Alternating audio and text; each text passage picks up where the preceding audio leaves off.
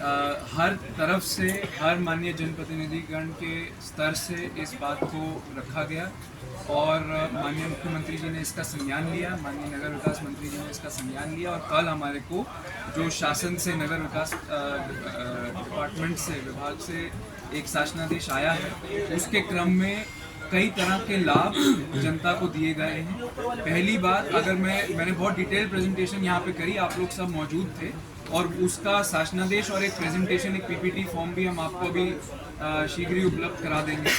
पहली बात तो ये है कि जो स्लैब रिवीजन हुआ है वो अभी इस साल से नहीं, वो 1 अप्रैल 2024 से प्रभावी है। तो पिछले 2 साल में भी जो बढ़े हुए रेट से जिन्होंने जमा किया है उनको अगले 3 साल में एक तिहाई करके समायोजन करके लाभ दिया जाएगा।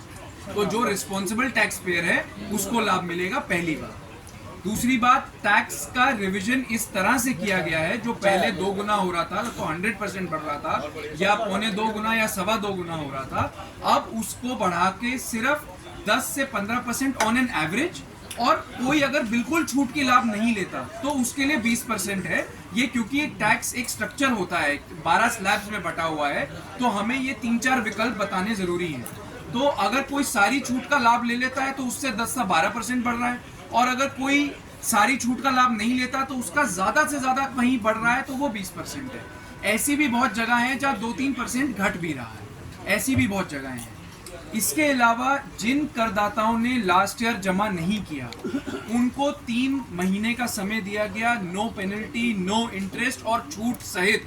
वो 3 महीने में 15 अप्रैल से 15 जुलाई तक अपना टैक्स जमा कर सकते हैं। तो अगर मैं इसको समराइज करूं, पहली बात, आपका जितनी टैक्स का स्लैब था उसको रिवाइज कर दिया गया है। खास करके मैं उदाहरण के तौर पे अगर बताऊं तो जैसे वो 1 रुपए का या 96 पैसे या 1 रुपए 32 पैसे का 3.5 रुपए कर दिया गया था, उसको कम करके 2 रुपए 10 पैसे, 2 रुपए 11 पैसे ऐसे है, ताकि छूट का लाभ मिला के कहीं पे भी 10-15% ऑन एन एवरेज और मैक्सिमम 20% से ज्यादा ना बढ़े, पहली बात। दूसरी बात, जिन लोगों ने जमा करा है लास्ट ईयर उनको ये समायोजन अगले 3 साल में 1/3 पोर्टल में ही प्री फीड करके, ताकि उनको ना भागना पड़े जोन में, पहले से फीड करके पोर्टल से लाभ दिया जाएगा।